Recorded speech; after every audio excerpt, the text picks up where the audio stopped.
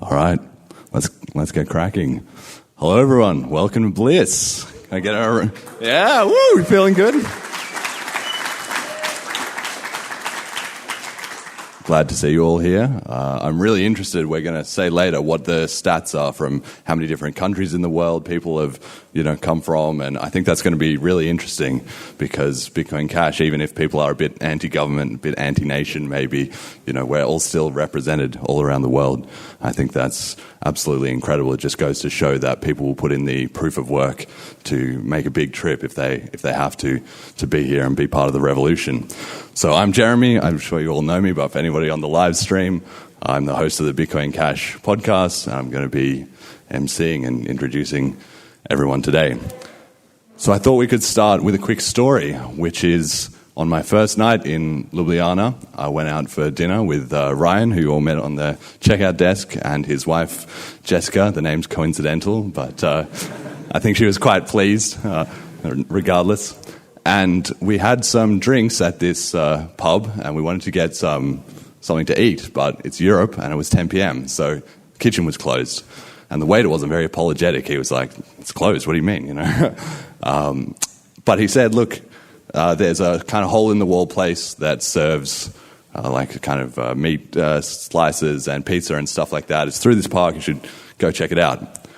So we walk through the park, we find this place. It's kind of popping, There's a few locals there, there's a few tourists. It's obviously a bit of a hot spot.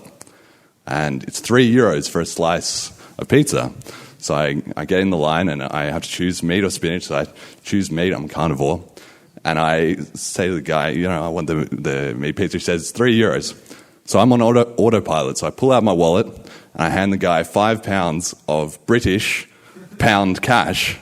And the guy immediately blows up at me. He's like, "What is this? This is not money. I've not, seen this before. Who do you think you are? This is Europe, mate. Like, where do you think you are?" He's real aggro with me. And I was kind of a bit taken aback, but I was pretty calm. And I say, "Oh, okay, sorry." But he's waving it around. He's like trying to show everyone in the audience, like, "This stupid foreigner here, Who does he think he is? This is Europe." Anyway, I realized my mistake, so I take back the £5.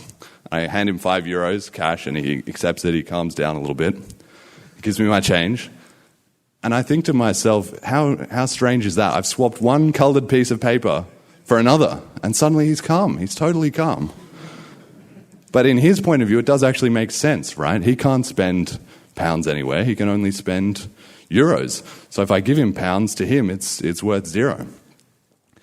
And as I was reflecting on this later, I realized it's because money is about expectations, What we value is what we expect to receive in exchange for our goods and services.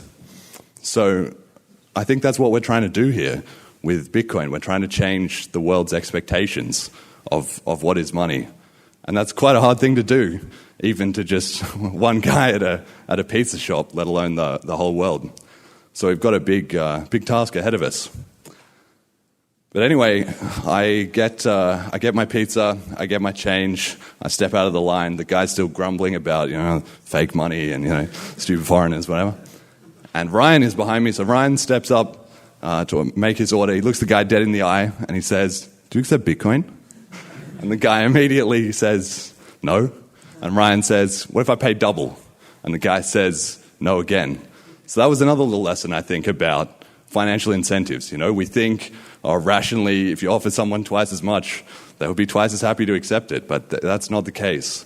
So we're really, fighting an uphill battle here to change everyone's expectations. But I think we can do it, and this is a good start, I'd say. So we've got Morgan sitting down the front here. He's doing our media for the event. So if you don't want to be filmed, obviously we're privacy conscious and stuff. Just speak to him and he'll keep a note of that and not, get you in the front and center in any of the shots or the promotional materials or anything like that. I want to give a big shout out to Jonathan for organizing. He didn't really want to be mentioned.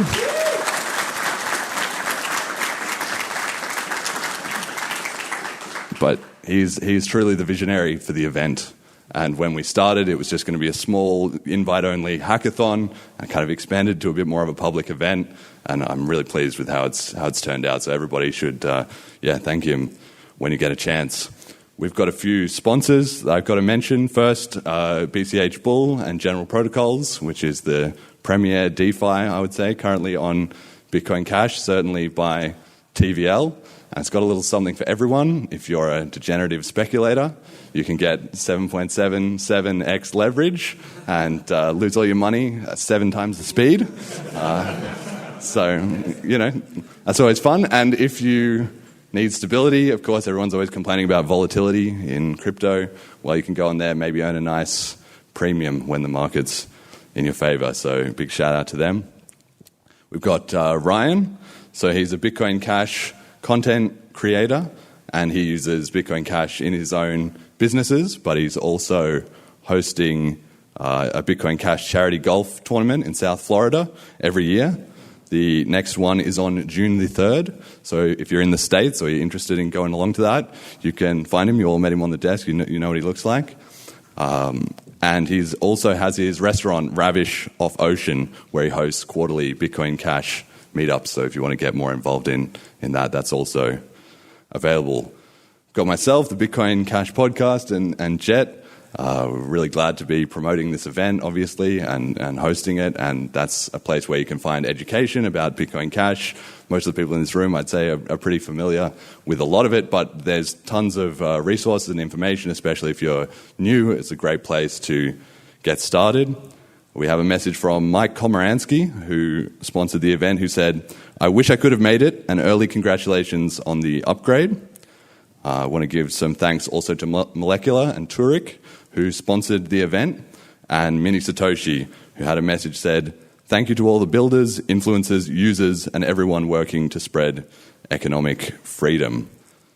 We've got a pretty big day today. We've got 2 talks and then a quick break, keynote presentation in the middle of the day, lunch, and then in the afternoon we'll have an open house section where everybody can mingle a bit and see some of the projects in the space. I'm actually personally really looking forward to that. All right, let's get cracking. We've got our first speaker, who is representing the amazing United Kingdom. Operator of the YouTube channel, Ray uses Bitcoin Cash, and he actually paved the way for this conference by coming to Ljubljana, spending only Bitcoin Cash and documenting it on his channel. So if you haven't seen that, you can maybe check it out and pick up some quick travel tips. So without further ado, please welcome Ray Hatten for Adventures with Bitcoin Cash.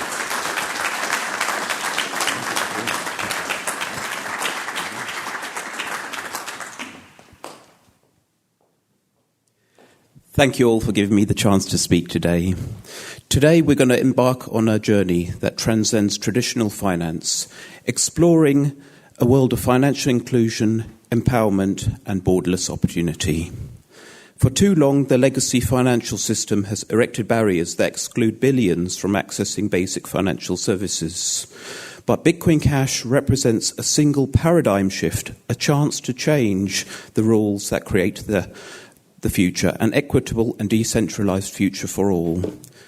This first began with the creation of Bitcoin in 2009. It was a purely peer-to-peer version of electronic cash, which would allow online payments to be sent directly from one party to another without going through a financial institution. And this was the very first line of the abstract on the Bitcoin white paper created in 2009. Originally, this was Bitcoin, but has now been changed to Bitcoin Cash. Now, the reason why Bitcoin was created is to address problems in the legacy system. And the legacy system has these are some of the issues that we are seeing now. The first one is there is a requirement for government-issued ID or tax code. I came from the United Kingdom.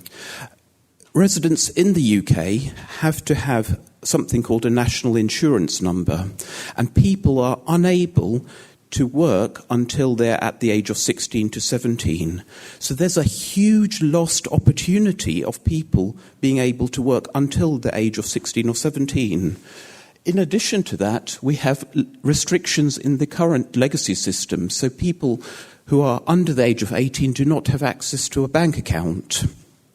So the legacy system is really, really handicapping the potential of the young the young populace, and also I do feel that this is also creating a catalyst for crime and teenage crime as well, where people cannot practice skills, and instead they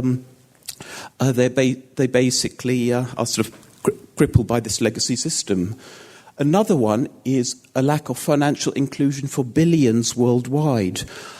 Because of the trouble in Ukraine, I am unable to send money from the UK to St. Petersburg in Russia because of the war in Ukraine, and no SWIFT payments are allowed.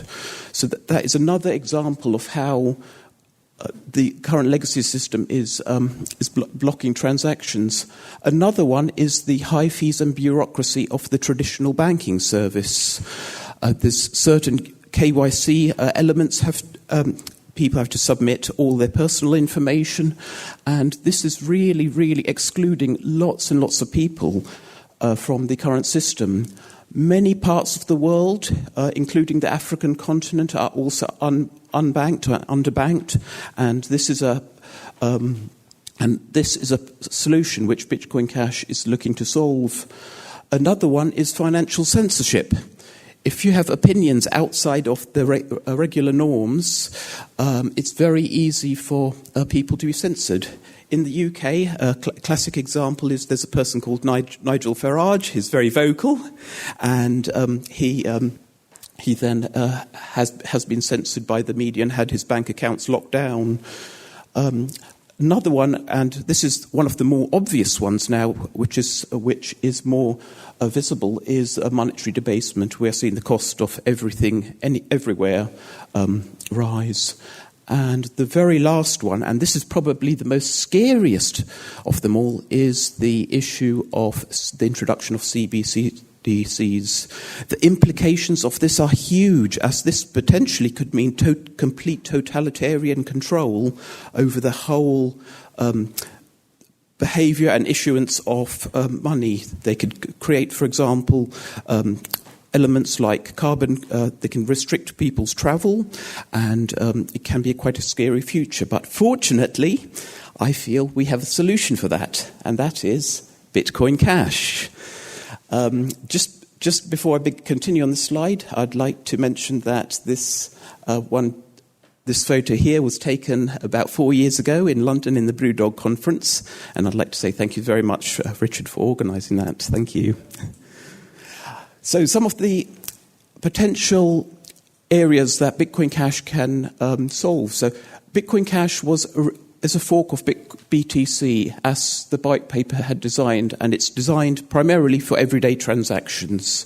Bitcoin BTC was originally designed as they called it a store of value, but it's not. As per the white paper, it is a peer-to-peer electronic cash system. It works frictionlessly, as you have low fees and fast confirmation times, making it ideal for microtransactions. So I could send just a few pennies all halfway across the world, and it would be instant. The second one is accessible to anyone with an internet connection. And it even gets better than that. You can even send offline payments. I was able to send to my friend in Sri Lanka, just through a text message, some Bitcoin Cash. Not only that, but now as contactless payments get more and more common, it is quite likely we're going to see just tap-and-go payments being more and more popular, and the transactions will go through. The other thing I'd like to mention is that there's also no need for intermediaries, which means you can transact peer-to-peer without a middleman. And there's some huge advantages with this, as this potentially means that no one can stop your transactions. You'll be able to send your value from yourself to the person or service that you're buying instantly for free. And the last one is you can send your money anytime, any day, and we are not limited with the restrictions of the Monday to Saturday service that we normally see with banks, and you're able to send even on a Sunday at midnight, and the transactions go through seamlessly. So, how can we use Bitcoin Cash in our daily lives? And I'd like to give a few examples of how this is possible.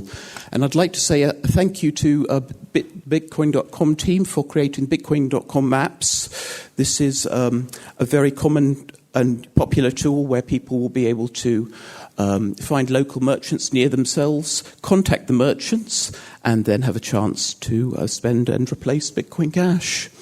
I'd also like to say thank you to GoCrypto and Alipay for their solutions there, for making it possible at the Bitcoin Cash BLISS Conference in Ljubljana. There's over 1,000 merchants, and it's possible to spend Bitcoin Cash at over 1,000 merchants around the city and north. One thing I'd also like to show is this image just over here. This is off Lake Bled. And I believe, Ryan, in the audience, you've been to Lake Bled today, so there you are, Ryan. And you've also been able to spend your Bitcoin Cash there. So if you have a chance in this conference, I would definitely recommend visiting Lake Bled. There's also a growing number of merchants and service providers globally that are now accepting Bitcoin Cash, and it is getting more and more popular. As I had mentioned previously, even tap and pay, and this is one of the facilities that I feel that people will be able to transact Bitcoin Cash frictionlessly without a lower barrier to entry, and that will be with using tap and pay services, and that's becoming now possible with services like Ubit and Nexo, and it's currently possible to actually use tap and pay services all within Europe, the Middle East, and the UK, and that's spreading globally as well. Another option is you have a chance to purchase online services. There's so many services and domain names and VPN services where you'll be able to pay with Bitcoin Cash. I'd also like to say thank you so much to the guys at BitGree as well. You're able to purchase anything you wish from Amazon. All you need to do is just create one wish, and you're able to then purchase any product, any service using so. This is not just now a hobbyist project. This is a currency we can use in everyday transactions. The other thing I'd like to mention is you're able to now, if you have a merchant, you're able to actually onboard a merchant yourself using the Bitcoin.com tools.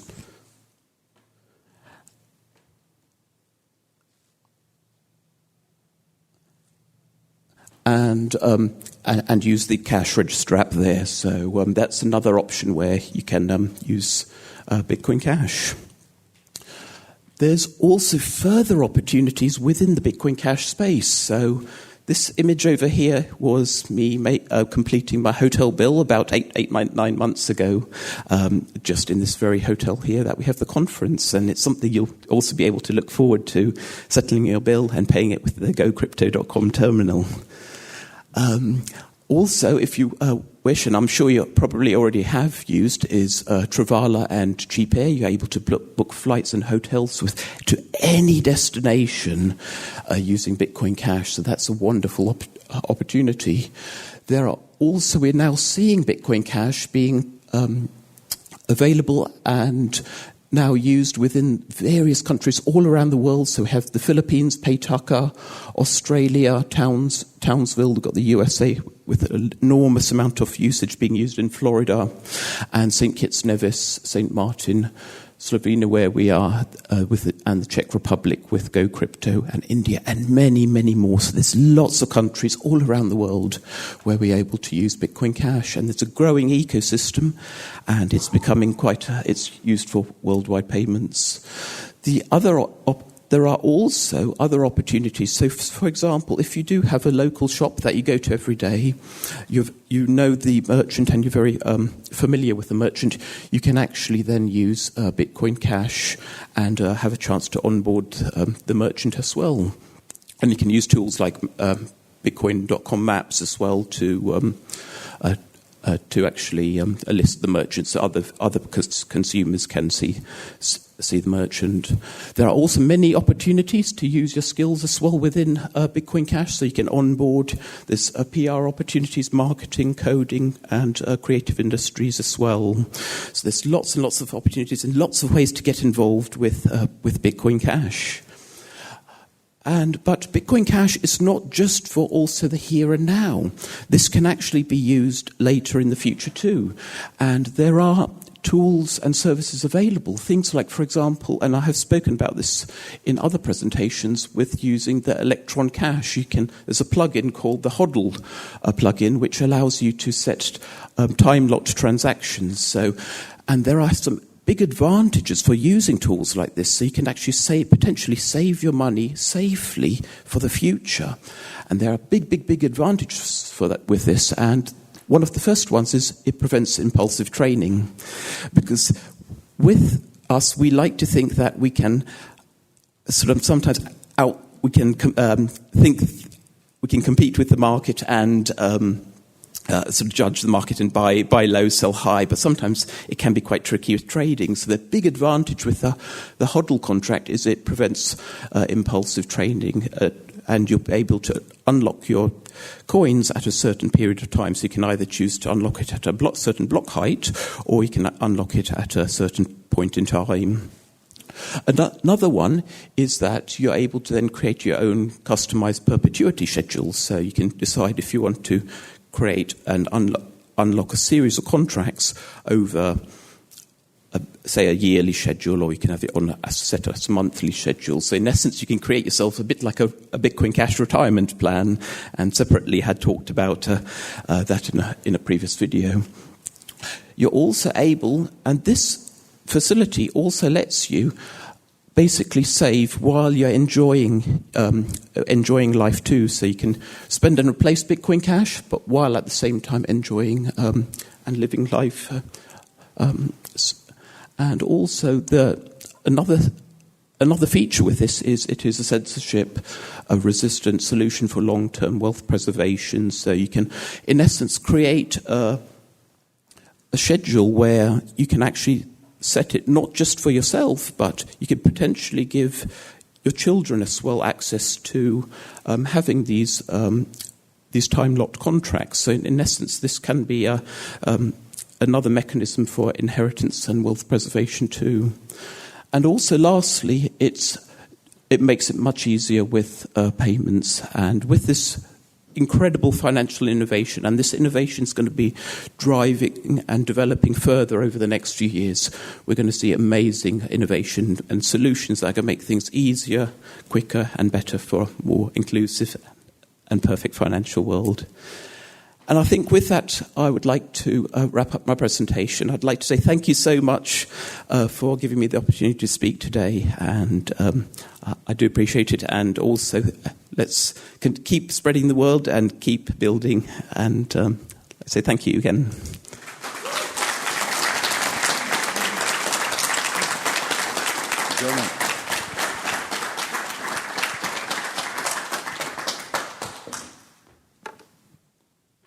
All right. Well, as Ray was talking there, I was thinking, he said you can all look forward to paying your hotel bill. And I think the hotel staff might be quite surprised that this is the only crowd that they will ever see at any conference that is enthusiastic about paying their bill at the end of their stay. How much did you say? Oh, more? Okay, let's crack straight on then. Our second speaker is from Belgium. We have a bit of a Belgium power duo today, and I know he's a big fan of animals because when he came on the podcast about 1.5 years ago, he showed me his app which allowed you to pay BCH to drive a rally car around his house and feed his cats. I don't know actually what he's going to be announcing today, but I believe it might be actually a similar theme with animals on the agenda. So, from Belgium, we have Kilian with announcing Coingraze.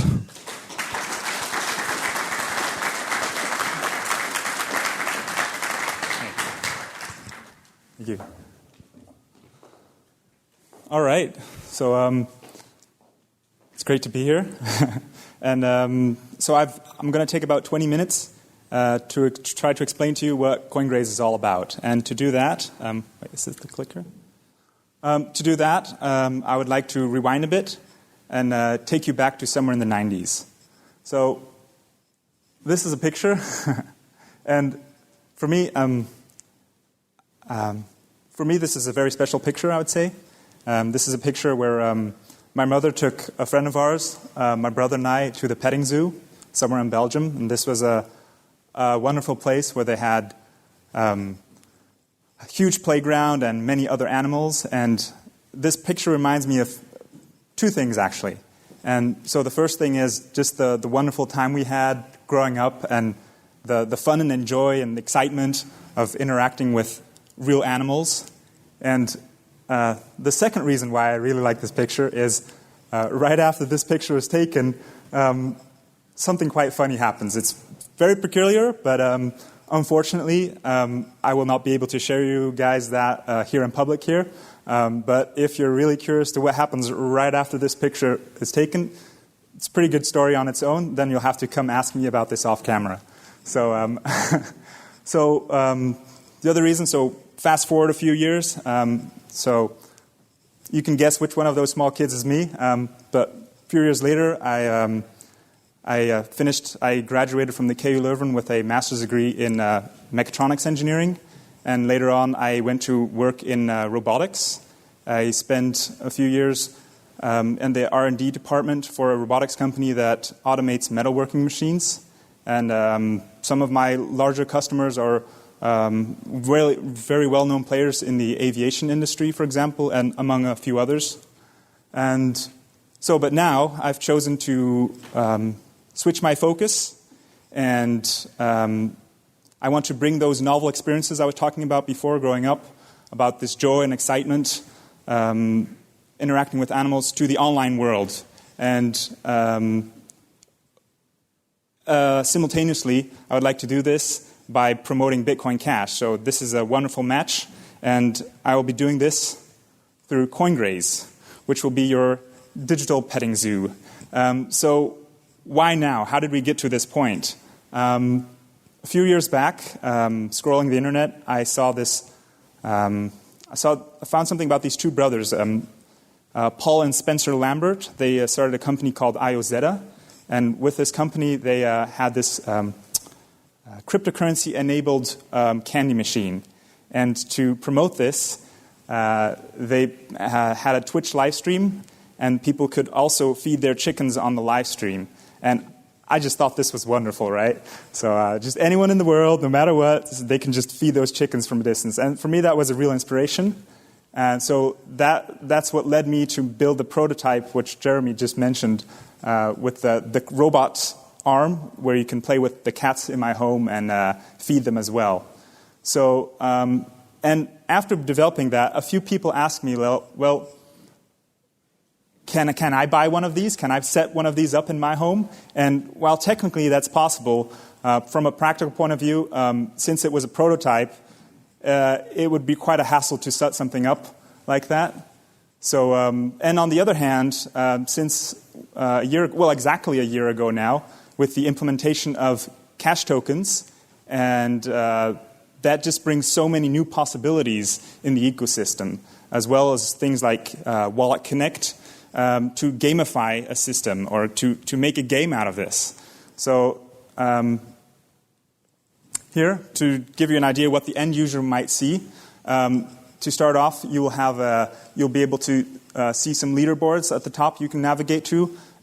In the middle, you'll be able to swipe through all the available live streams that are going on with several animals from different farms across the world.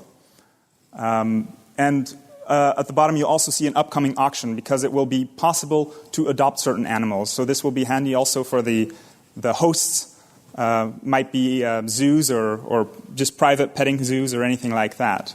So one of the funner parts about this project, it will implement Wallet Connect, like mentioned before, and that's handy because we'll be able to use avatars from other NFT projects to express your identity, I would say. So avatars like the BitCats will be implemented, BCH Gurus, Cash Ninjas, and we all have a Jessica NFT that will also be implemented here. So you can use your Jessica NFT as your personal avatar as well. And since it's connected to your wallet, you'll be able to find all of your adopted animals in there here as well. So, but the neat thing about this is, most of you all know about Bitcoin Cash.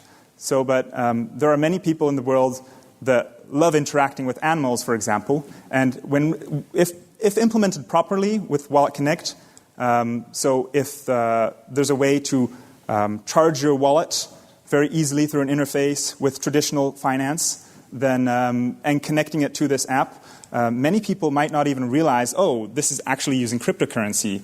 And then this will be a nice low threshold introduction to cryptocurrencies in general, because if they want to unlock more advanced features, for example, they'll have to get to know, like, okay, so how else does this work, right? So the idea is that we can spread this out to more other people, and would be a nice introduction for people into cryptocurrencies, since it's a technology that's very freeing, but many people just don't realize these benefits that they can bring. So imagine we click on one of those live streams there. We can see at the top, function number one, once it's connected to your wallet, you can right away just feed the animals by a press of a button. That is if you've enabled this on the wallet side as well. Otherwise, you'll have to quickly do a confirmation, but it's possible to also enable this automatically for small transactions, for example, or within a certain time period, you can enable this. At the top, you can see the top caregivers for this specific animal farm from this live stream. And like you can see at the top, there's also this XP bar, which is important. You can, if you're someone who proves that you're an avid caregiver, you will be able to come back multiple days. You'll see your XP experience points grow, and at a certain point, you'll be able to level up. Now, what use does that have? Since you've proved that you're an avid caregiver, you'll be able to unlock the functionality to adopt certain animals at a certain point. So the adoption system based on NFTs, and it's all non-custodial on-chain auction. And by the way, everything in this app is non-custodial, so we never manage the funds of anyone else. I think that's the proper way to build something like this.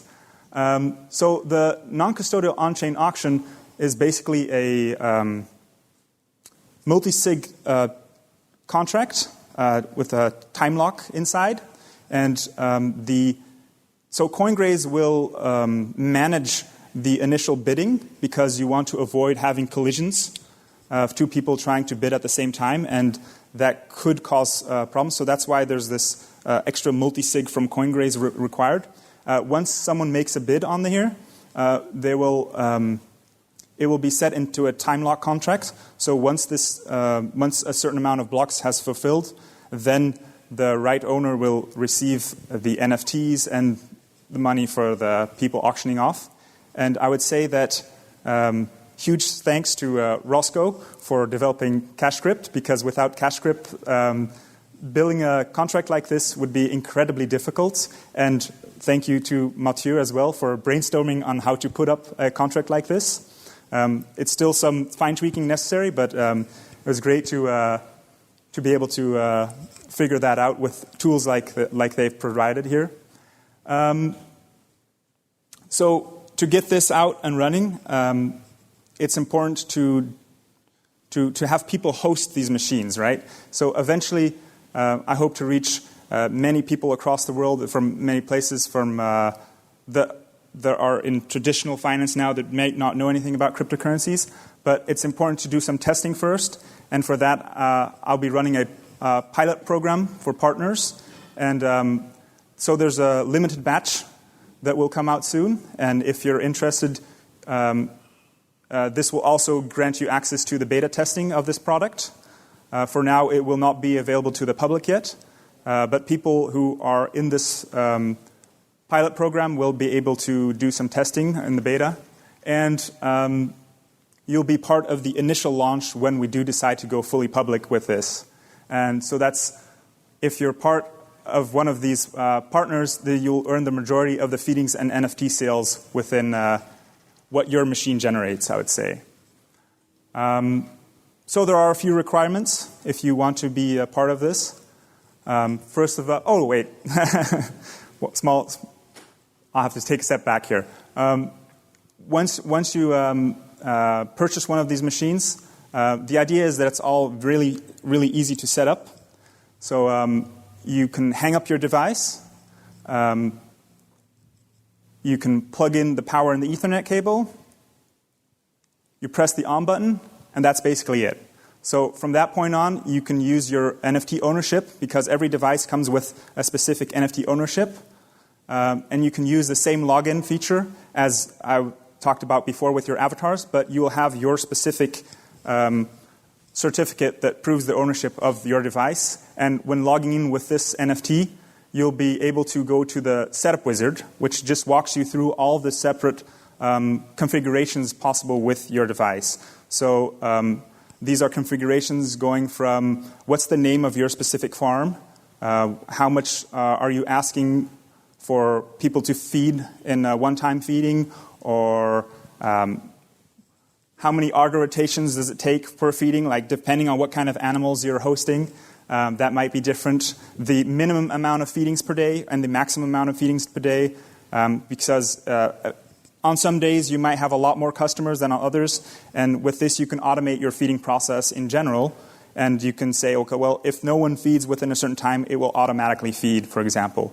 A few other setups it will walk you through is starting time and ending time if you have specific times that you only want it to be available. And at the end, you'll be able to have a small testing feature before actually going live. Once you press go live now, then it will be open to the public, and your system will be able to start earning cryptocurrencies as well. So now we get to the requirements. So first of all, you'll have to prove that you have an appropriate location to host one of these machines. The initial investment for one of these machines is also necessary. To go over all these things, it would be nice if you can contact me then so we can go over to see if those requirements are fulfilled or not. If you like to know more, Coingraze.com will be eventually where it launches. We have Twitter, Telegram, and if you want to get in contact with me, it's Kilian@Coingraze.com. And for any further information, you can always come up to me later on, and we'll be demoing something at the back on the open builders floor later on. So with that, thank you for listening, and I will head the microphone back to Jeremy.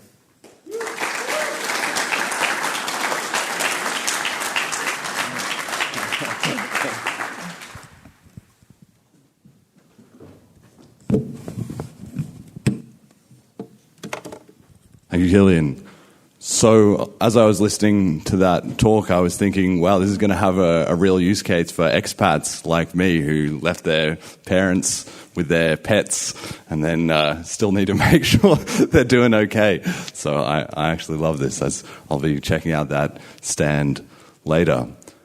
Okay, we're just coming up to now a bit of a break. There's going to be coffee and tea and sandwiches outside. We're running a little ahead of schedule, which is always nice to see, but I think we'll stick to the original schedule, and we'll be coming back at about 11 for the keynote with Mathieu Geukens. So, yeah, take a break, and I'll see you back in here at 11.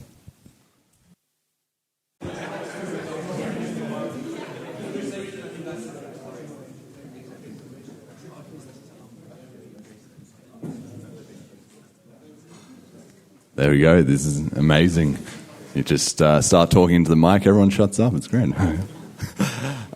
So, firstly, we're just going to give another quick shout out to all the sponsors. We already gave you their messages before, but we have BCH Bull, General Protocols. I just heard that they've just launched Euro trading, so you can now lose your money in multiple currencies.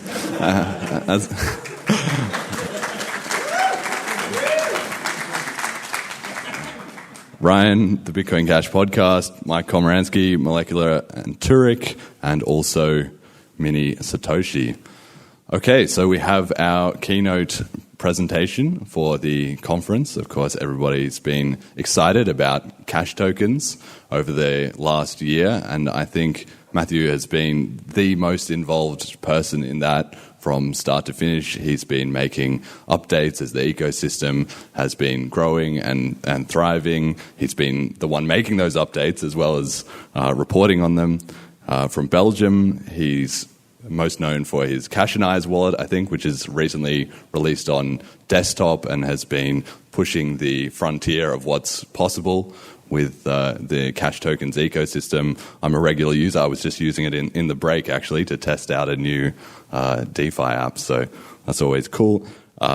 He's also a contributor to CashScript, so he's building the wallet, he's building the tools for the wallet, and then he's telling you everything that he's built as well, too, on his educational YouTube channel, Mr. Zwets. You can check that out. There's some technical guides if you're a developer, and there's also some that are just educational, and it's always good to see what's going on. So, welcome to the stage, Mathieu Geukens, for State of the Cash Tokens Ecosystem.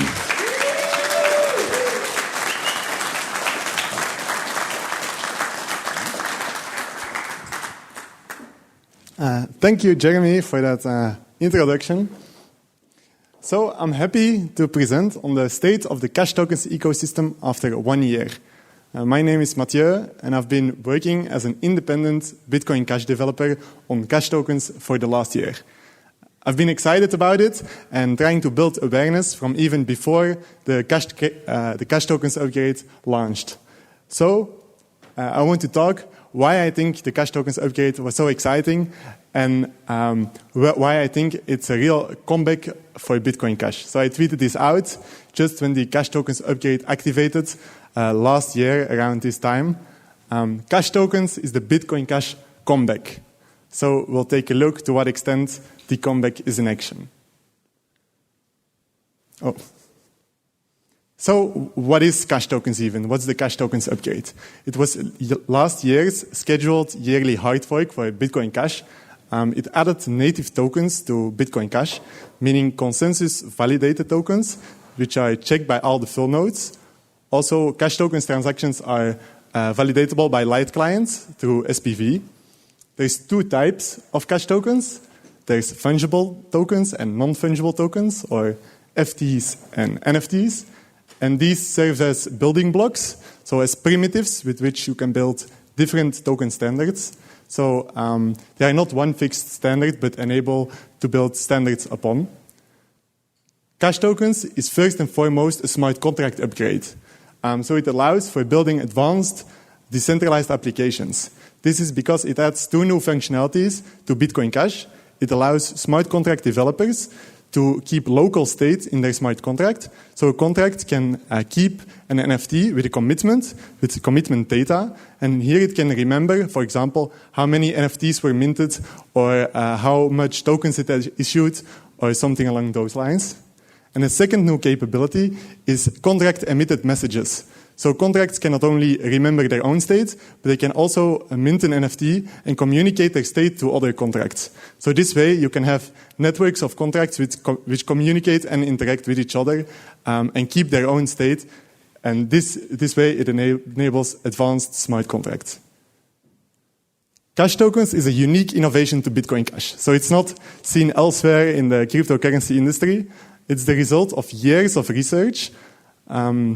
From right when Bitcoin Cash split off Bitcoin and became its own network, there were already ideas to add native tokens to Bitcoin Cash. The initial proposal was called Opgroup.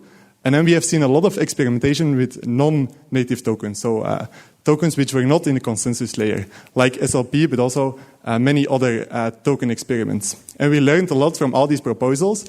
And then finally, the cash tokens proposal arrived. And because of this focus on smart contracts, it was the proposal that really got accepted and acknowledged to be good enough to finally have a token solution added to the consensus layer. Because this is a big deal, of course. If you add something to the consensus layer, it becomes part of the Bitcoin Cash network. It's checked by all the full nodes, all wallets. it becomes part of the transaction structure. So it is a very high bar to meet. And that's also why it took years of research and discussion and iteration before we saw it being accepted, finally, native tokens on Bitcoin Cash. So why is Cash Token such a big deal? Why the hype? I think the blog post by the author, Jason Dresner, does a great job of introducing it. So the blog post is titled Cash Tokens, Token Primitives for Bitcoin Cash. And in one sentence, it summarizes what Cash Tokens is all about. Cash Tokens enable decentralized applications comparable to Ethereum contract functionality while retaining Bitcoin Cash's over 1000x efficiency advantage in transaction and block validation. So, as you can see, this one-line introduction compares Bitcoin Cash to Ethereum in some way. And why is this? Why is Ethereum used as a benchmark? As you probably all know, Ethereum is the second biggest cryptocurrency blockchain network, and it's because of its expressive smart contract functionality. And as this sentence says, with Cash Tokens, Bitcoin Cash gets similar expressive smart contract functionality. So it's a big deal because Ethereum has seen an explosion of smart contract use cases, many novel projects launching on it. So now on Bitcoin Cash, the same functionality would be possible. But Ethereum has also a big problem, a scalability problem. Because of its global state architecture and account model, it doesn't scale well. It has inherent scaling problems, and it has seen huge difficulties with this, which result in a congested network and high fees. So something we want to avoid at Bitcoin Cash at all costs.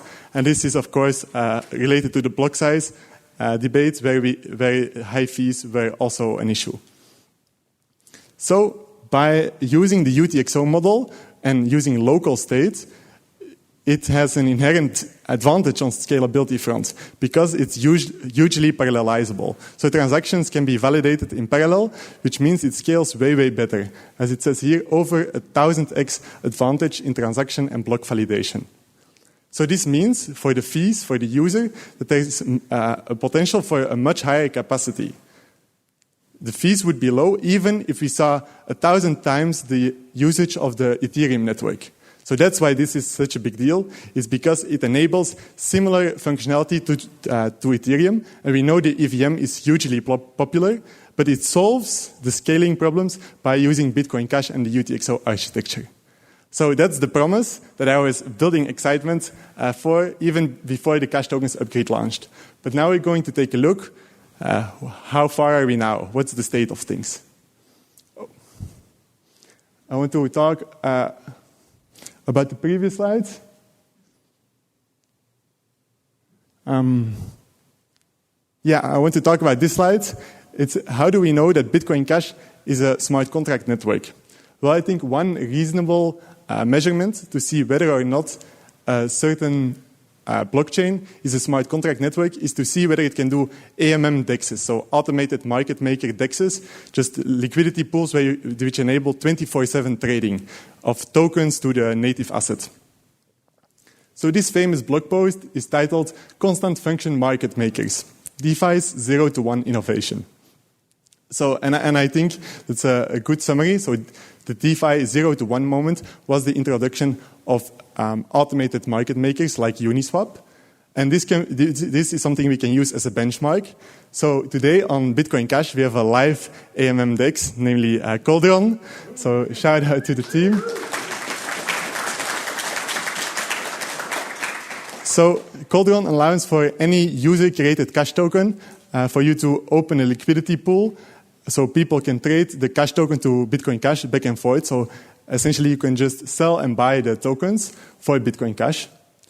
And Cauldron is a standalone app. It's one example, but it showcases that Bitcoin Cash is now a DeFi chain. So blockchains like Bitcoin, Litecoin, Dogecoin, the Generation 1 blockchains, they simply cannot do this DeFi stuff. They cannot do automated market makers. So this is a screenshot from the Coldron interface. Currently, there is a swap in the preview for Bitcoin Cash to Furu tokens, so you're buying Furu tokens. And then if you want to connect your wallet, you see two options, either using a built-in web wallet or a Wallet Connect. And Wallet Connect is the second big innovation I want to highlight. So we talked about the AMM DEXs, which are now possible, but Wallet Connect is not just how you get one big decentralized application, not just one smart contract app, but how you can get an ecosystem of different smart contract applications. And as you all know, from using TapSwap to buy a ticket, a Jessica NFT ticket to attend the conference, on TapSwap there's also Wallet Connect. So if you go to the TapSwap marketplace, the non-custodial marketplace to buy and sell cash tokens, you will have seen this interface. So this is what you see when you press Connect Wallet. You get a Wallet Connect pop-up, a modal, and at the bottom you see the three current BCH wallets which support this Wallet Connect standard. So you see CashTokens, Paytaka, and Zapit. And this is the start of a whole ecosystem because we just saw two different smart contract applications and we see three different wallets. So then if you use one of the wallets, you will see a transaction preview. So this is an example of a transaction preview, and this says here the balance change. It costs roughly $240, and you would buy an NFT, for example, an NFT conference ticket. So this is what you see. This is the standard, but can work for any smart contract application. So you will see the origin and then details about the transaction, and then at the bottom here it has an easy overview for what happens in effect. So this is the Wallet Connect standard. And now I want to show the whole ecosystem. So we took a look at two pieces, the two very important pieces, I would say. So for the fungible tokens, it's the AMM DEX, Coldron specifically. And for NFTs, it's TapSwap, the NFT marketplace, both non-custodial, of course. But there's a whole cash tokens ecosystem. And this is the showcase for it. So we'll shortly discuss all the different logos and icons we see here. So the first four icons are for the wallets. So CashTokens, Zapit, Paytaka, and Electron Cash. So these all support cash tokens. Then the next two icons are for TokenStork and Tokenaut. So these two applications give an overview of the cash tokens ecosystem. On TokenStork, you can see the different fungible tokens. And on Tokenaut, you can see the different NFT projects and some DeFi statistics. So we'll be taking a look at screenshots of both of those in a bit. Then some smart contract applications. We see Coldron, then TapSwap, then the Cash Token Studio. It's a great project by Paytaka, so it's the third icon on the second row. And it allows you for easily creating your own cash tokens and attaching metadata. And also it follows a standard so you can easily manage your supply of fungible tokens. So if you want to, on an ongoing basis, release cash tokens, fungible tokens into circulation, this allows you to do that even if you're non-technical. So for anyone interested in creating your own cash tokens, highly recommend to take a look at that later. The next three icons are for NFT projects. So the Cash Ninjas, the BCH Gurus, and the BitCats. So these are all applications which are user-facing, so you might have seen some of their promotional material. And then on the lowest row, the third row, we see more infrastructure and tooling. So the first icon is for Wallet Connect, which we discussed. It's an important piece of infrastructure for the cash tokens ecosystem because it allows smart contract apps, dApps, to talk to wallets. Then we see Cash Connect, which is a new standard, which tried to improve on some of the design choices in Wallet Connect. And we see CashCrypt, the language to write smart contracts. So it's also very important for the cash tokens ecosystem to have a language which you can actually write your smart contract applications with. So this is CashCrypt. And then we see the BitAuth IDE, which is a low-level debugger, very handy. Then ChainGraph, which is a very advanced indexer. And this is also an important innovation that powers this cash tokens ecosystem because currently you can, because of it, you can do complex queries about cash token transactions. So, for example, if you want to get all UTXOs containing a certain token, it's now easily possible with ChainGraph. And then lastly, but very importantly, is libauth, which is a JavaScript library which is powering much of the applications you see on screen. So that's the ecosystem you see after 1 year. And what are some of the takeaways? Well, a huge amount of infrastructure was needed. So this is some of the things I just showed off on the last row, but also first the full nodes needed to be upgraded. Then there needed to be wallets. The wallets needed their own libraries. So they first need libraries to upgrade to cash tokens. Then you need wallets, but you also need block explorers. Then you have metadata for all the tokens, so you need a different indexer for the metadata. So you can quickly see that there's many different layers which need to work together. And after this first year, we have kind of seen all the layers come together. So a lot of groundwork has happened in this first year, and I think we have a solid basis, foundation for the coming years. And then Flipstarter. It played a huge role in funding this initial ecosystem. So if I go one slide back, so Flipstarter has helped funding for Cashanize. It has helped funding for Electron Cash, for Cauldron, for Wallet Connect, for CashCrypt. So you can see many of these projects are funded in part by Flipstarter. So Flipstarter has been a very important innovation to actually make sure that this cash tokens ecosystem got off the ground. And then generally a ton of innovation happened. For example, this Wallet Connect standard, the Cash Connect standard, also the BCMR indexers, also innovation on the smart contract front. For example, with the Cash Ninjas, we needed to design a minting contract, but there wasn't a publicly available minting contract we could use, so you need to design your own. So that's also counted as innovation. Innovation in how to implement smart contracts. For example, the Cauldron team was the first to innovate on AMM DEX design. So innovation on all fronts, I would say. Then let's take a look at the overview for the cash tokens ecosystem through Tokenaut. So you can find this website at tokenaut.cash. And if you go to the dApps page, this is what you'll see. So it has an overview of different dApps, and then when they were launched, whether it's Wallet Connect, and whether it's open source. So here you hopefully see some recognizable icons. First, I want to talk about the apps that launched before the cash tokens upgrade. So you see BCH Bull launched in 2022. Then we see Cash Shuffle launched in 2019. Cash Fusion launched in 2020. So there's Flipstarter launched in 2020 also. So there's a few very important apps, or dApps, I would say, because they're using special transactions that have been launched before the smart contract, before the cash tokens upgrade. But if we filter down, which of these dApps use smart contracts, so not just special transactions, but specifically smart contracts, you will see that only BCH Bull from this whole list launched before the cash tokens upgrade. Or another way to say it, pretty much this whole list of cash tokens, of smart contract dApps, has launched since the cash tokens upgrade. So it's a pretty impressive list. So I think we did a good job as a community, as a blockchain ecosystem, to enable this innovation and to actually experiment with some of the capabilities that are now enabled. And also, if you take a look at the Wallet Connect column, you see that Wallet Connect is really tying the ecosystem together. So instead of having different built-in web wallets, which each dApp using its own built-in web wallet and doing the work over and over, it just standardized in one nice way, and which wallets and dApps can plug into. So if we quickly go over them, Cauldron, BCH Guru, which is Cash Connect, TapSwap, Cash Token Studio, Cash Ninjas, Bitcats, Emerald DAO, and the upcoming Badgers.cash. So Wallet Connect is really proving to be an important standard.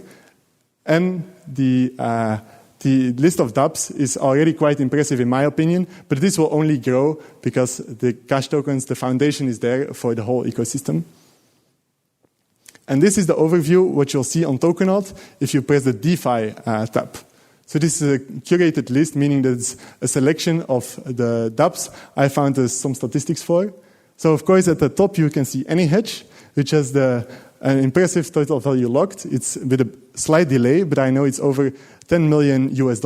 So at the time of the screenshot it was over 12,000 BCH with more than 20,000 contracts completed. And so this list is shorter than the all dApps, of course, because it only accounts for the contracts which fall in the DeFi category. Then you see Calderon coming in second, and TapSwap and BCH Guru.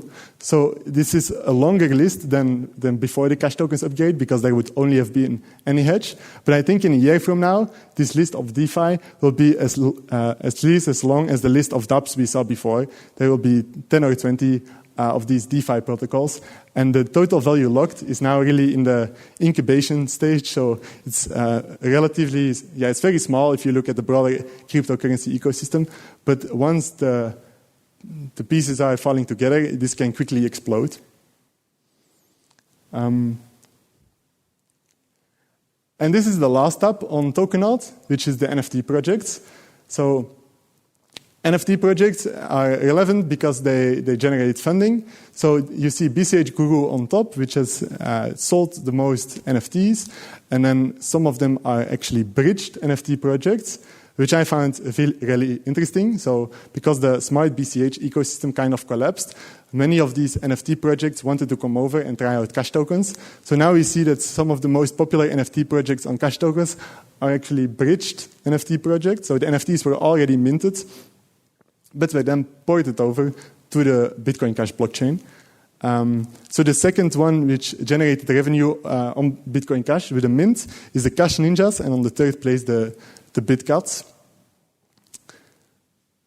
And why do I find this relevant, these NFTs? Not just because it's collectible pictures, but because it's another way to provide funding for projects. For example, the BCH Guru NFT project built this prediction interface where you can bet on the price of different crypto assets going up or down with a specific price target, and it's currently 1 person to 1 person.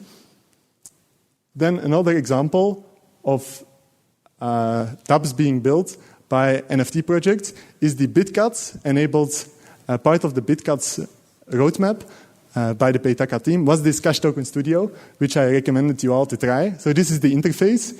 It says create token, and then you have your own key, your authorization key to manage the supply, and then you just fill in some details, and this will be automatically uploaded to IPFS. So you fill in the max supply, the decimals, the token name, things you would expect. And then by just filling in these boxes, and IPFS is automatically taken care of, you can easily create your own cash tokens. So this is also innovation, at least in part, made possible by the funding provided through the NFT mints we saw earlier.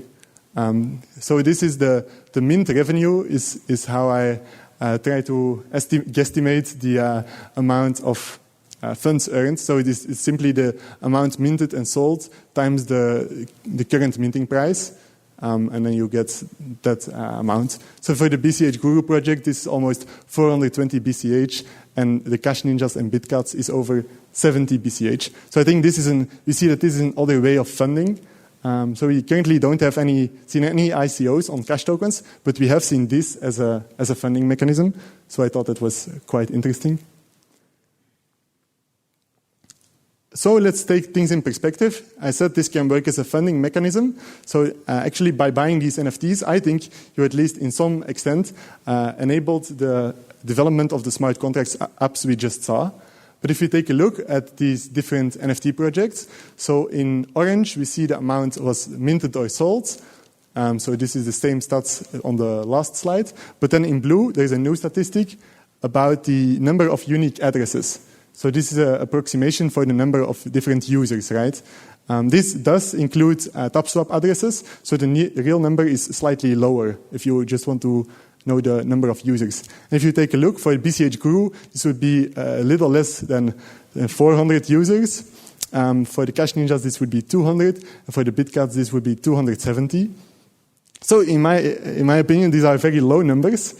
So we see that the cash tokens technology still is not in the hands of very many people, or at least not very many different people, because the amount of NFTs minted and sold is a lot higher. So the people who are enthusiastic about this, I can imagine some are in the room. They probably own tens of BCH of Gurus or Cash Ninjas. So thank you for helping fund the infrastructure I just talked about. So it's really not just collecting an image. I think it's also taking part in the building and funding of the ecosystem.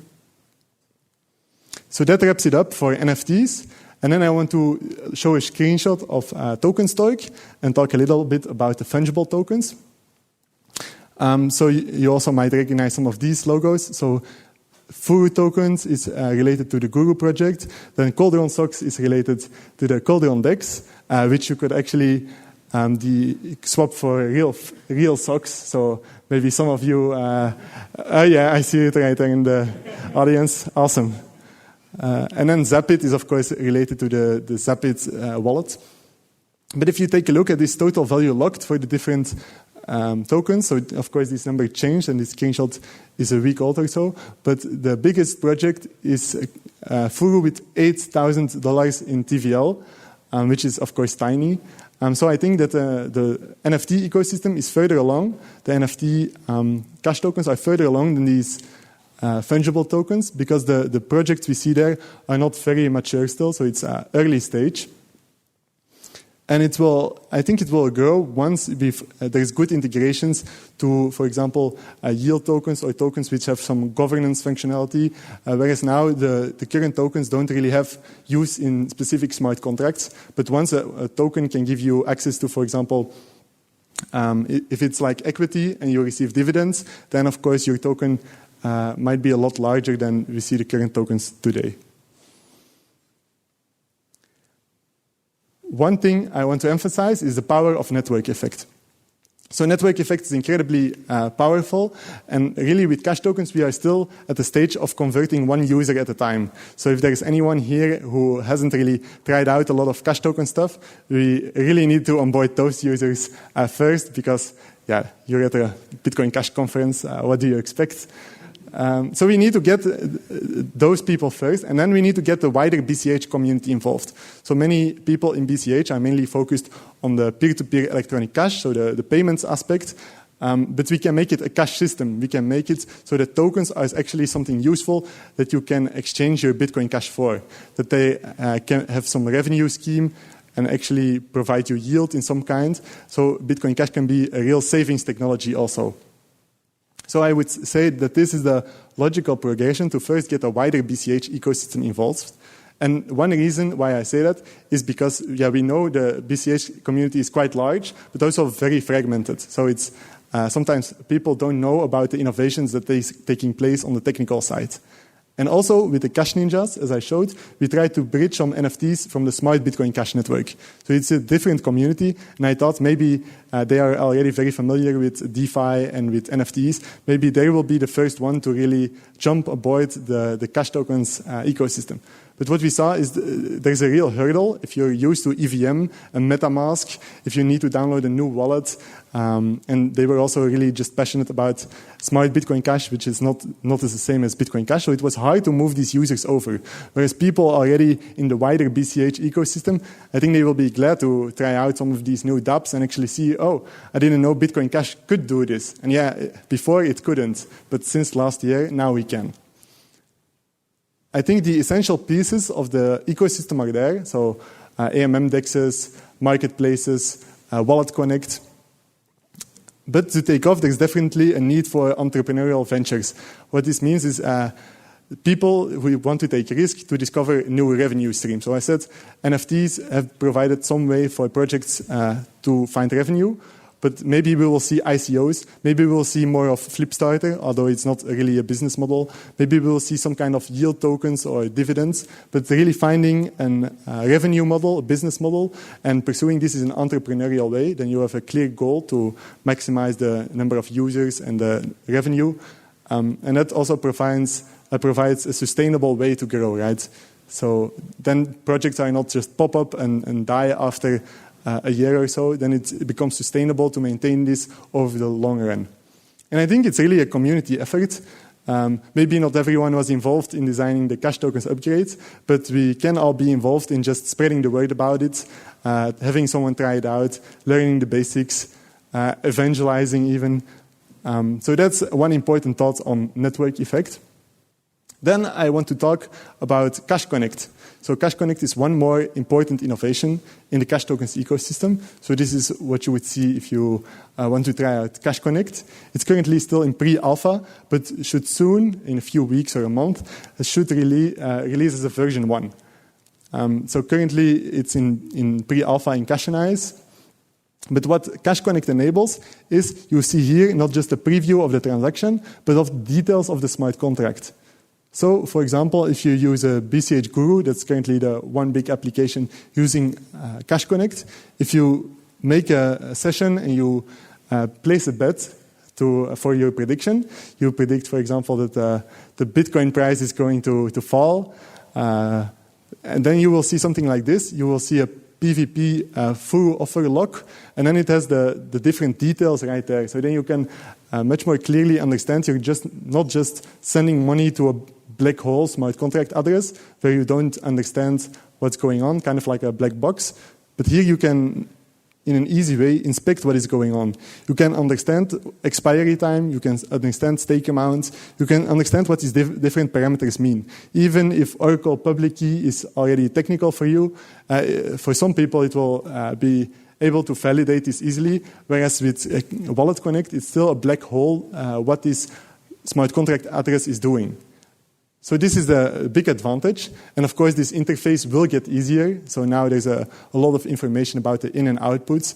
But over time, this interface will get polished. So only the relevant aspects about this smart contract transaction will get displayed to the user. And also, once BCH Guru becomes a known and audited template, it could have a green check mark saying, this is a known auditable template, so then you know the contract is doing what it says it's doing. Only you need to take a look, does this have the right expiry time that I set in the DApp interface?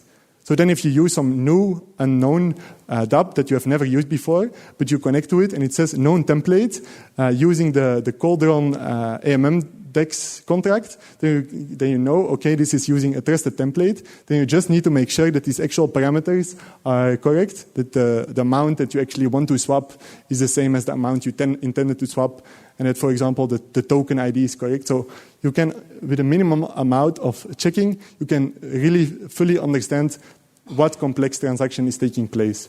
And this is something we don't even see in the Ethereum ecosystem, where still a lot of mistakes and bugs and loss of funds happen because it's not clear what a DApp is doing, what authorization it has. So I think we're on very solid footing, and this is also an industry-wide innovation. So I think other blockchains, it would be mainly for UTXO chains, but they can really look up to Bitcoin Cash and see what we are doing and learn something from us. So this is just a screenshot that I should have showed in larger letters. Then where do we go from here? What's the future? So I have listed some things that I think are important for the coming year, for example. But of course, many developers will think on what they think themselves is interesting. But these are some broad predictions and guidelines.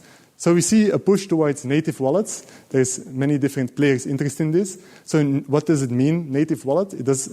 It's a wallet that fully understands Bitcoin Cash transactions. So also the smart contract transactions or the where anyone can pay transactions, all aspects of Bitcoin Cash transactions, the wallet should be able to understand. So Cash Connect, in my opinion, is a key piece in this because it improves upon Wallet Connect in this way we just saw, where we can have templates which can be verified or which can be like a known templates which have issues, we can display a warning, like known scam template or something like that. So these are the contract templates, part of Cash Connect that are so important. And then parsable NFT commitments. So what will be much more common in the future if you interact with a pool, for example, you provide liquidity or you stake some token, that you get a receipt back. You get a token back, but this token is not directly useful, but it's a receipt. So you can show it back to the contract, and then the contract can validate this, and it knows, oh, this is a valid receipt. You contributed this stake amount. So, for example, then you can withdraw this stake amount, or you can earn profits on this stake amount, or it can check some other aspect of your position. For example, maybe you're entitled to some funds, some profits, and how to display this to the user. So this is parsable NFT commitments. You have some receipts, some NFT with commitment data, so just NFT data, and it has some important information, like how much did you stake. So it's important that wallets can say, okay, this is a receipt for this liquidity pool, and it says that you contributed or staked this amount at this time So it's for the user clear that this NFT in this wallet is actually very valuable, because if they use the wallet, lose the wallet, or if they send the NFT away, then they also send the receipt away. So then they can no longer unstake their tokens or whatever. So this aspect is parsable NFT commitments. And it's also still an area for research. So the metadata standard, the BCMR standard, was designed with this in mind from day one. So it's awesome that this is capable of this, but we haven't seen this in any applications yet. So we might run into some issues or might have to rethink some things. So this is a big area for research and development. Then let's talk about the next upgrade, the increased VM limits. So this is what's currently being researched and discussed for the upgrade for the 2025. So not the ABLA tomorrow is what I'm talking about, but for next year.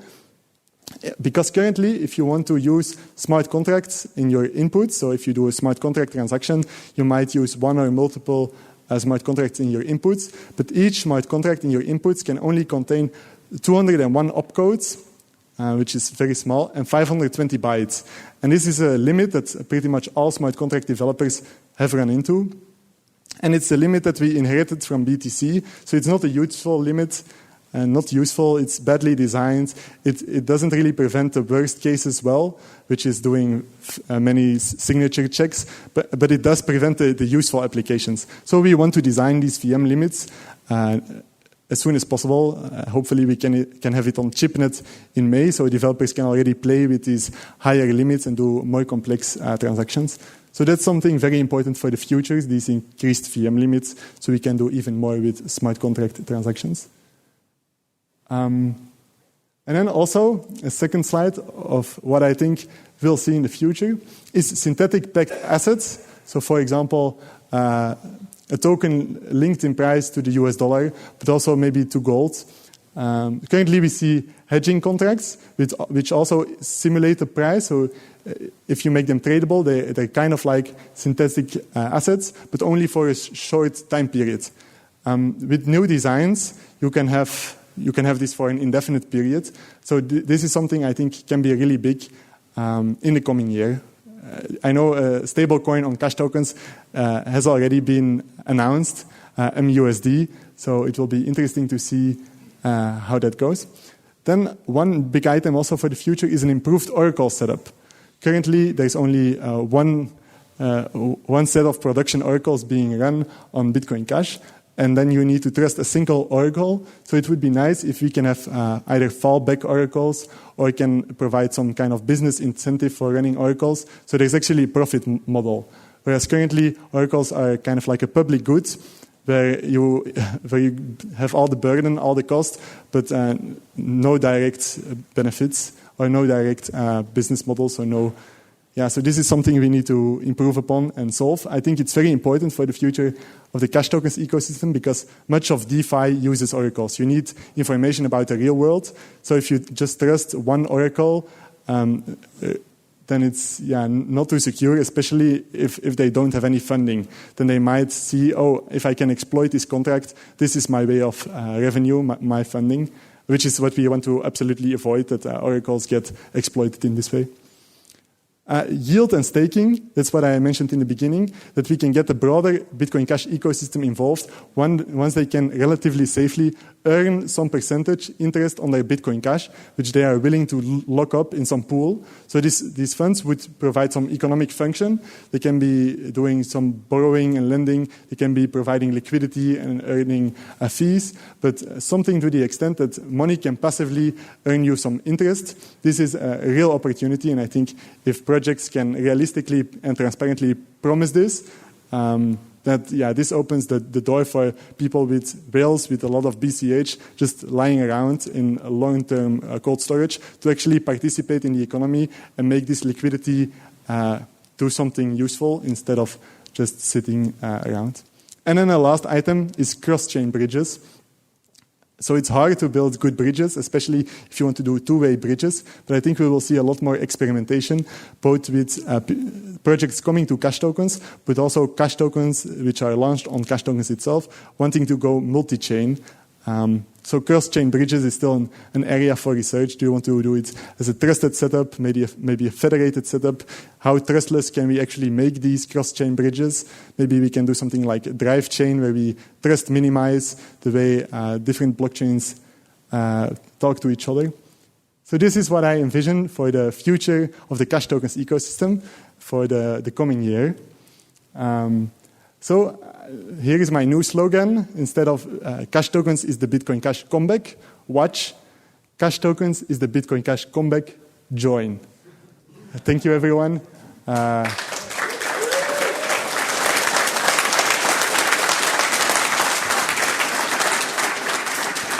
So we're going to do some questions, I think, actually, on this one. And so if you have a question, just put your hands up and I'll come around. But I have a question first, which is, you mentioned about building network effect, which obviously means promotion and documentation. How are we doing on those two things and what can we improve there? So on the documentation side, I would say it's very lacking. So if people come in and they just go to cashtokens.org, there is some very technical documentation, but not of how to actually get started building dApps. So what people should do, but that's often not how they enter, is join a bunch of Telegram groups and just ask questions, and then they get pointed in the right direction. But this is not a great way of doing documentation. So there's definitely area for improvement. But I think this also just scales with the amount of new developers we see. So if there's 10 developers coming in asking the same question, then we also realize, maybe we need to make a document to just standardize this. So I think with scale, we will see documentation improve just because it's clear that there's actual demand. But for now, some of the things are still, like with Cash Connect, are still being figured out. So it's logical that the documentation isn't finished because the tech is evolving so rapidly. Hey, Mathieu. So one thing that wasn't mentioned here is how much Mathieu has helped so many people, I think, in this room at General Protocols and other people. So really thank you so much for being just so generous with your time and helping so many people with documentation, explaining things, getting people excited, and then also on the technical side, just helping people come up with designs and everything. So he's done a lot of work in the background to help the whole BCH ecosystem.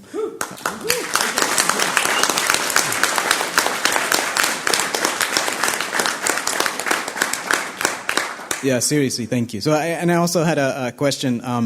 So you mentioned that the P2P electronic cash. Of course, there's a lot of people in BCH, all of us maybe, who that's very important to us. And you said with CashTokens, we can do other things like assets and so forth. But could you encourage those people or show them how all these other things on CashTokens aren't independent of that? Right, that the stuff that we're working on is actually P2P electronic cash and the system part of it. Could you kind of give some examples what you think about how it's not really distinct from P2P electronic cash, but it's really the same thing? Definitely. So I think one broad point to make on this is that smart contracts are also useful for the cash use case. So when we enabled introspection, we saw, for example, last will contracts and HODL contracts. There's also recurring payments contracts that suddenly become possible. So there's a lot of auctions, things like that, which are clearly cash related, which are now possible. And for the people who are skeptical about all the tokens, so it also enables meme coins, but it's very important that the tokens, like for example, meme coins and collectible NFTs, were more like a side accident. That's not what the CashTokens upgrade is about. It's really about these smart contracts and complex smart contract use cases.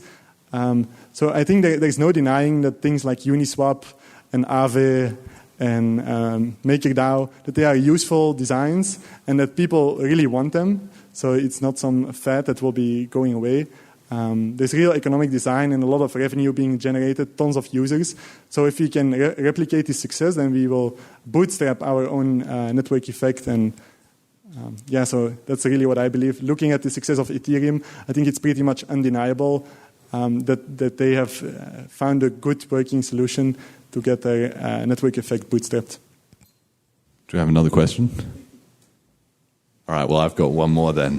Shoot. A lot of people have been asking as well recently about privacy, obviously, with the context of all the stuff that's going on in the world, the increasing crackdowns, and some people are interested in privacy tokens, or if they can use their tokens privately, or how is that going to interact with the main ecosystem? How are we looking on that front with regards to cash tokens and privacy?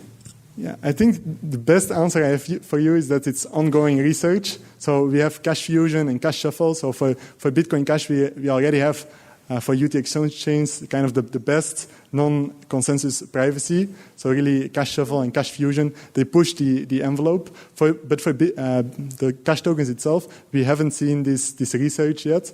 So it's some of these protocols maybe can be used, but it will have to be seen to what extent the liquidity is there, and it faces some unique difficulties. So privacy tokens maybe, but ongoing research. That's kind of my.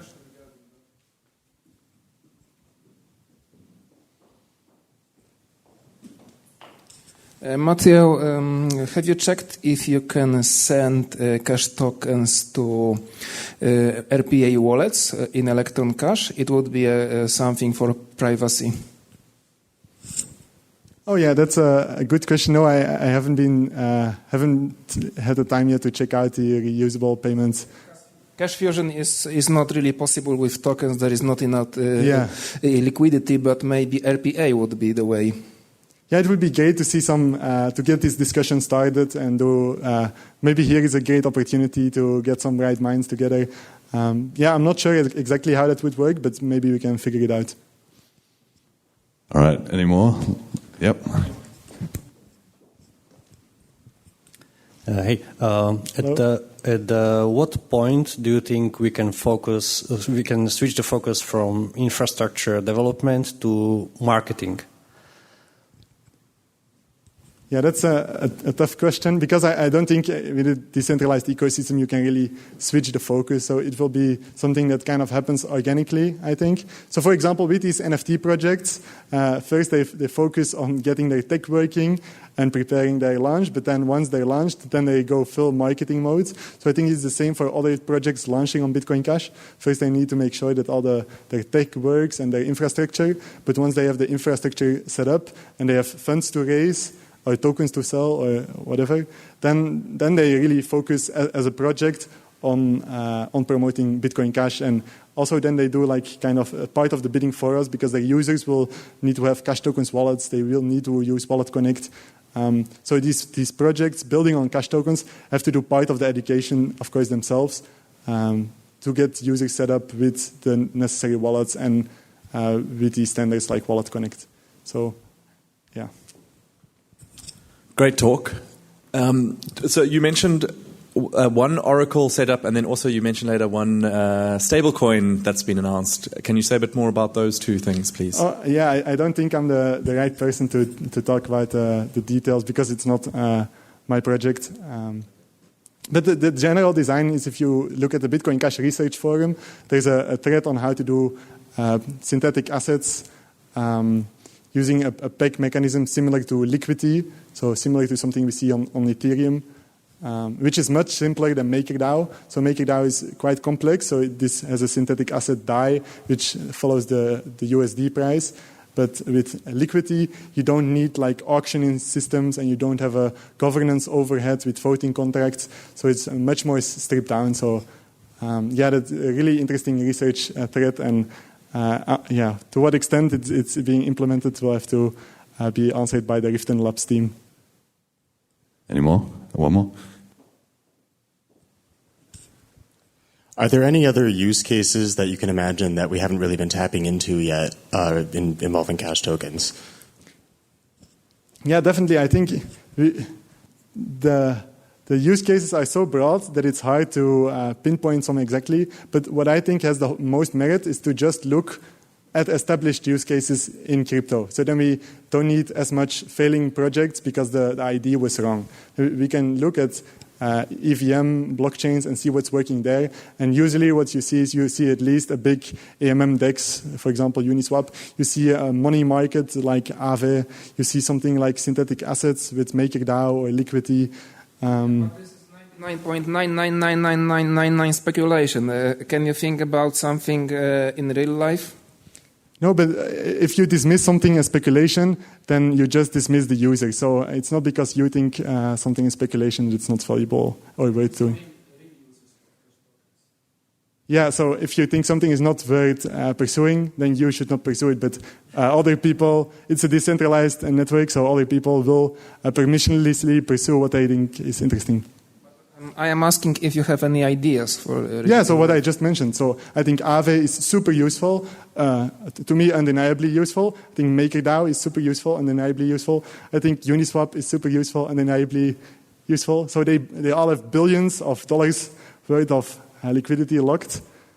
So yeah, that's what I would be looking at to build something. That's a proven ID. So if you dismiss all the big DeFi projects, then it can seem like there's not much to offer in DeFi, but it's just because you dismissed everything that has $1 billion worth of liquidity. So I think I am not dismissing it. I am just saying there are different uses. It's what people do, right? So I'm not saying it's bad or something. It's what people do, but I am thinking about something to help me in real life, not in gambling too. Here's one thing. Everybody here bought a BLISS ticket, right? An NFT CashTokens. And that's speculation, I think. Oh, and one over here. All right. What is the best way for an artist who doesn't know what's going on in the background to utilize the CashTokens ecosystem in getting their work to market? So definitely trying out the token creator by Paytaka. It's an easy website, and you can just experiment with it on a test network, so you don't even have any funds that you're actually spending. So that's a way to get familiar with the kind of the process. But then if you're an artist and you want to, you should have a digital art that you can sell and somehow link this to the blockchain through the token creator. And then you need to build up some people who have interest. If you, for example, list your NFTs on TopSwap, you will be one of the many NFTs. So you need people who are interested in your art or know you as an artist. And indeed, NFTs in this aspect, like art NFTs, are in part speculation. So it helps if people think they will go up in value, because then you have buyers who intend to resell them later. So yeah, finding people who are interested in your art and building your own community is definitely a way to go. Also, because CashTokens is so new, you can also just talk to the developers, for example, of TopSwap and say, oh, I would like an artist community page. And if you pitch it and you say why it would be helpful, then I'm sure the developer would be open to having an artist page or maybe profile pages for artists. So all this is possible, and we see some of this on, for example, OpenSea. So yeah, I would always encourage to look at the existing things that work on bigger and more established DeFi chains and do those. So don't reinvent the wheel, because there's a bunch of square wheels lying in a hidden closet. So you don't want to reinvent the wheel. You want to see what's working and try to do that. All right, one more round of applause for Mathieu.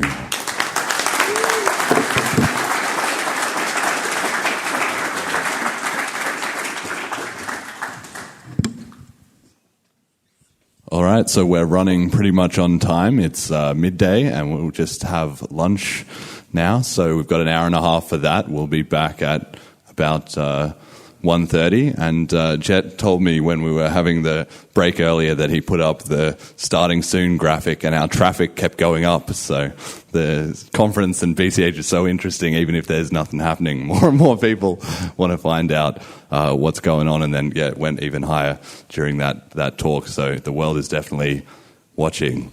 So I'll see you back here in 90 minutes. We're going to have some lunch just out here, just where we were before for the break, and then after that it'll be the open house section, and you can all have a chance to try some BCH apps. All right.